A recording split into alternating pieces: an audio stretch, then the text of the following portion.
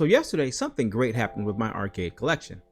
I was sitting there watching EVO 2024 finals, and I was just looking through my phone, just looking for stuff, and I actually came across an arcade machine that was going for a great price. So I really didn't need the machine, but part of me said, dude, you've been wanting a machine like this to mess with for a long time, just do it. So shout out to my wife for being so cool and letting me buy stupid stuff that I don't need. She's awesome. And with that, I was on my way to go get the machine. So today I want to show you the machine in its raw form. I haven't cleaned it up or changed anything in it just yet, but I want to show it to you and then go from where the machine was to where I want to take it in the end. I'll give you my thoughts on the things I like about the machine and the things I ultimately want to change on it. So without further ado, let's take a look. So first of all, I want to say shout out to the seller that sold me this machine. He was a very nice guy, gave me a beautiful price on the machine, and he was very knowledgeable about the machine. He showed me the ins and outs of it, and just shout outs to him. AAA service. If you're watching the video, man, thanks. So the machine's a Taito machine. It's a really generic Taito machine. They made a lot of these. It has a Double Dragon marquee in it and has Double Dragon on the control panel. But we're going to take a closer look at it. I believe this machine, and I'm going to put a picture up. I believe this machine was something like if you look at the buttons here, I believe it was something like a Frontline machine. That's the picture I found. There's a Taito cab, but I don't think Double Dragon was originally in this thing, even though the buttons, and we'll take a closer look at the control panel. So if we look at the control panel, you can see where it has, well, this is Hammer and Spike, the old school Double Dragon arcade version of them, but it looks a little different than it normally would look. And you can see where it has, I remember in arcade it had where the punch, jump, and kick were, they were directly under the buttons, and it's cut off right here. So I'm thinking this probably came, either it's a replica or it came off a machine, but they cut it down to fit this machine. The Double Dragon, actual Double Dragon machines are actually taller, and I'll put a picture up of one, but they're actually taller, and the screen doesn't slant back like this in the Double Dragon machine. It's kind of sitting more forward, but that's okay because I actually prefer the way this one's set up to slide back. And if you look real close, I'll try to zoom it in for you guys. And if you look real close, you can see the Taito branding on the plexiglass. So if we start at the bottom of the machine, you can see right here, there's supposed to be like a cover right here for the coins so they don't just flat on the floor when you eject them. Plus the locking mechanism, I don't have the key for it, so it just kind of stays unlocked. The buttons right here are kind of whatever, Moving up to the control panel again, we can see, like I say, how it's kind of cut off right here. It still looks cool though. It's kind of dirty, but to be fair, the gentleman did say that this particular machine stayed in storage for a long time. So if you have an arcade machine and they just kind of sat, they're going to look like this. So it's no shade to the seller or anything. It's just, you put something in storage, it's going to collect dust, and this one collected some dust, but that's totally fine. I'm going to enjoy cleaning it up. So if we move up here, you can see the screen. It's a 19-inch CRT monitor. The border right here is a little beat up, but I got something to replace that with. I love these speakers, okay? So you got two speakers right here. They both work. And I like how the cut is right there where the sound just comes down while you're playing the machine. So if you move up to the marquee, you can see it has the Double Dragon up here. And this looks more online with what it looked like in the arcade, except I think it was a little wider, because marquees do come in different sizes. So if you ever order an arcade marquee, make sure you get the specific size to fit your machine. If you look at this one right here, and then on my other machine over here, okay, it's hard to tell on the camera, but they are a different size. So make sure you get the right size for your machine. Okay, so we're gonna head around to the back. So if we take a look at the back of the machine, you can see the top right here, it has a slanted curve. This is nothing. I think this is just some holes right here where you could put maybe the wire if you're transporting it. That's what we did yesterday and we moved it. This is the door. I already unscrewed it. And we'll show you the inside real quick. So this is the inside. All right, so we'll take a look at the inside of the machine real quick. This is the inside of it.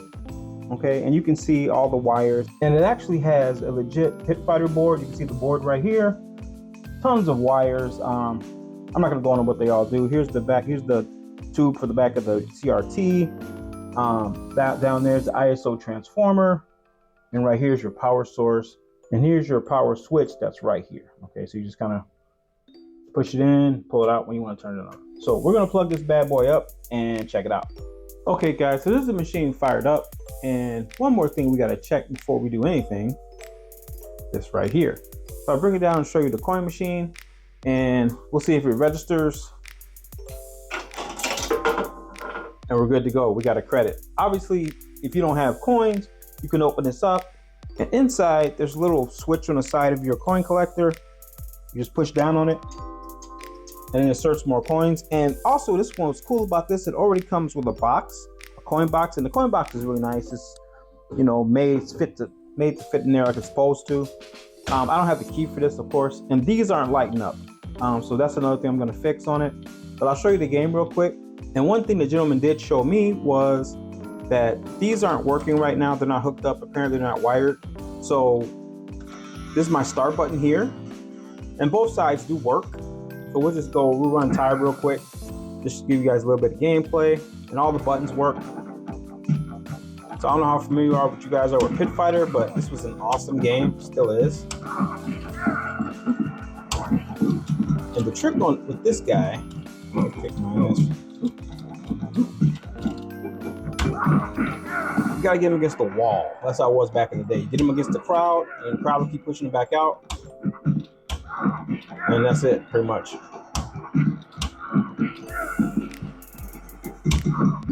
Get him pinned against the corner like that.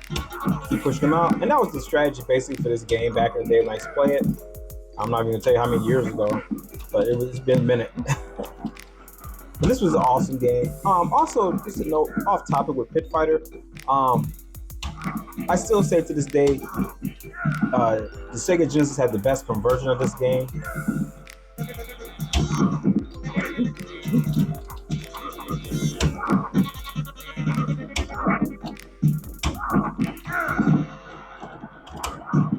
Give them this corner. And sometimes they do that, they throw them out messed up. And that's pretty much it. But that's Pit Fighter, guys. So now I'm gonna show you guys some of the things I'd like to do to the machine and what I don't want to change on the machine. I understand that this is a replica because obviously the colors are off. This is supposed to be red, this guy's blue, and then they're supposed to have flames coming off their hands. So obviously we know somebody made this, but they did a really good job, a bang up job for what it was. So I'm gonna keep this because even though it's bogus, it's still cool. That's gonna stay the same.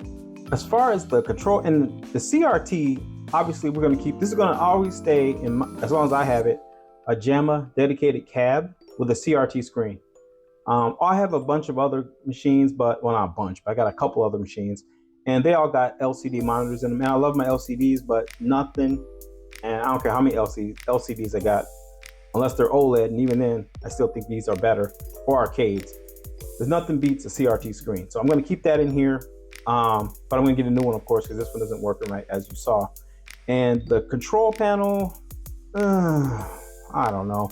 I feel like 3 buttons. I like to play a lot of games. What I'll probably do initially is I'll probably put one more button on each side.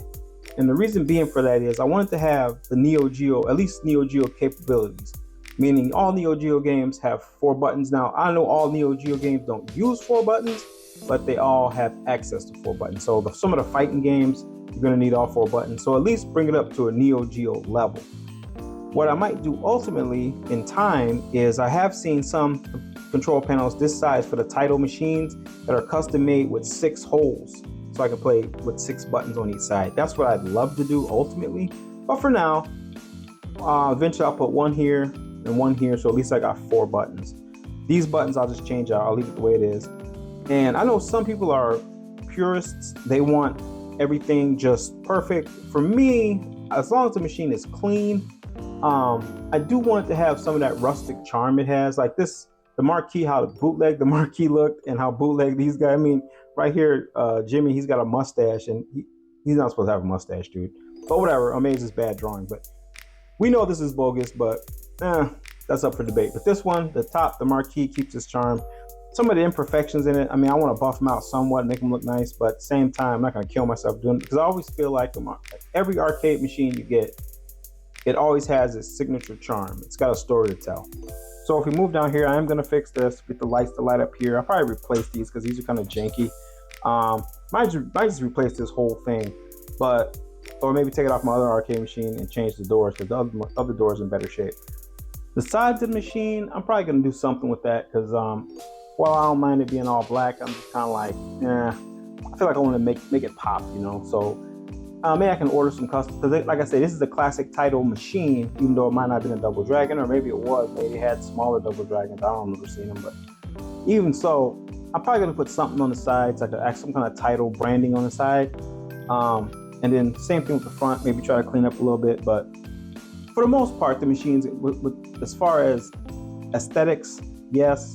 But as far as changing like the machines insides and what it runs, like I'll never put a PC, I'll never put a Raspberry Pi or anything like that in here. I'm just gonna leave it to where it takes JAMMAs and it actually stays as a true arcade. Even if it takes a multi-board or whatever, people can say, well, that's not authentic and true, but So I'm probably gonna put some type of multi-board, because as cool as Pit Fighter is, I don't want to play Pit Fighter every time I turn on my machine, especially it doesn't even have a Pit Fighter theme, but that's okay. So yeah, I'm probably gonna get a multi-board, put it in here, but it's gonna be JAMMA based, and it's gonna stay JAMMA, as long as I have the machine. So that's a look at the machine, guys. So I'll give you my final takes on it. I feel like the machine was an awesome buy, for the simple fact it gives me an actual CRT dedicated machine.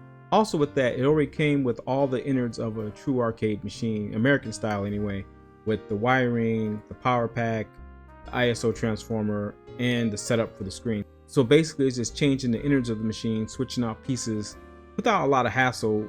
It's already laid out for you, so you can't, you can mess it up, but it's laid out for you to where you just kind of take out the old and put in the new. So overall, I want to get this machine restored to a decent state, and I'll be making videos along the way once I get my CRT and once I get the buttons put in and get everything rewired. So I just want to give you guys a quick look at what it was like in its raw form.